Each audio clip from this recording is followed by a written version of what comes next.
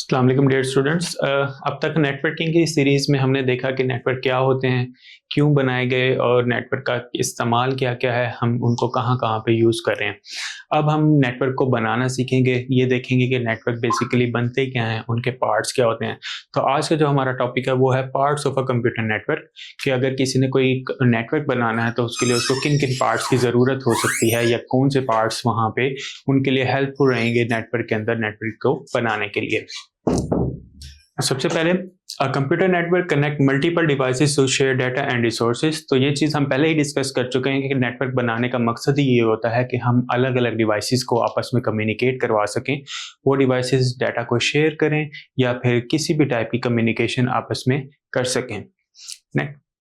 Network are use in home, school, office and the internet. तो network हम कहीं पे भी अपनी ज़रूरत के लिए बना सकते हैं, चाहे वो हमारा घर है, चाहे वो हमारा ऑफिस है, कोई स्कूल है, कोई यूनिवर्सिटी है, या इंटरनेट की मदद से हमें किसी दूसरे मुल्क के अंदर, किसी दूसरी कंट्री के अंदर कोई नेटवर्क बनाना है तो वो भी हम बना सकते हैं। To work properly network need different components. तो अब ये हमने कम्युनिकेशन तो करवानी है, तो ज़रूरी है कि इन कम्युनिकेशन को करवाने के लिए हमने अलग अलग टाइप की डिवाइसेस बनाई हैं। उन डिवाइसेस के मकसद अलग हैं जिनके लिए हम उनको यूज़ कर रहे हैं। तो सबसे पहले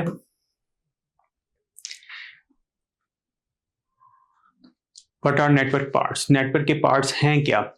तो network parts are the components required to build up and run our network. तो ये वो सारी चीज़ें हैं जो कि नेटवर्क को बनाने के लिए और नेटवर्क को चलाने के लिए ज़रूरी होती हैं।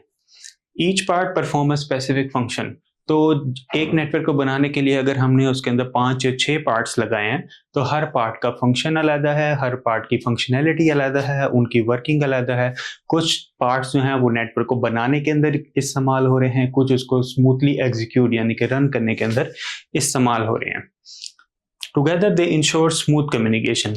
जब हम ये सारे नेटवर्क के पार्ट्स को आपस में जोड़ देते हैं तो हमारे पास एक बेनिफिशियल रिजल्ट आता है, और वो रिजल्ट क्या होता है कि हमारा नेटवर्क इस काबिल हो जाता है कि हम उसके थ्रू कम्युनिकेशन कर सकें।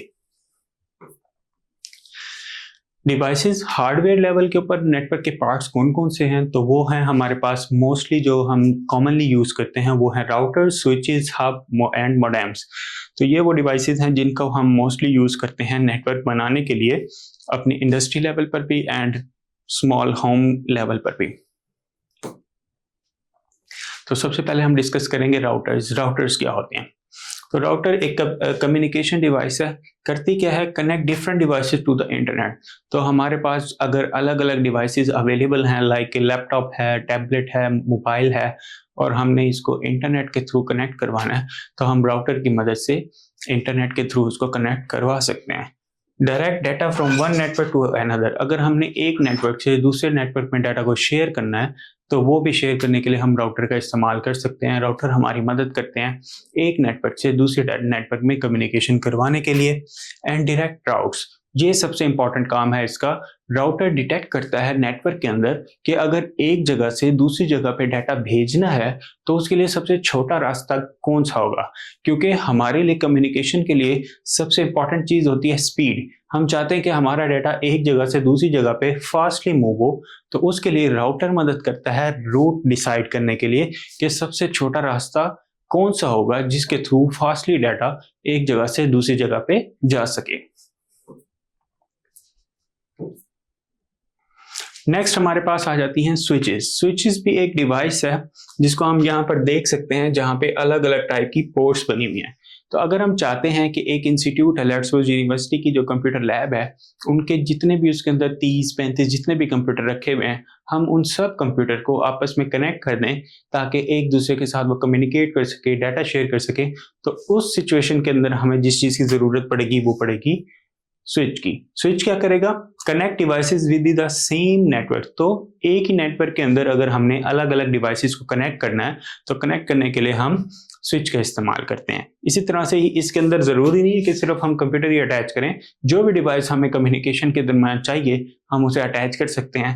लाइक अ प्रिंटर, हम प्रिंटर भी इसके अंदर अटैच कर सकते हैं। Send data to a correct device.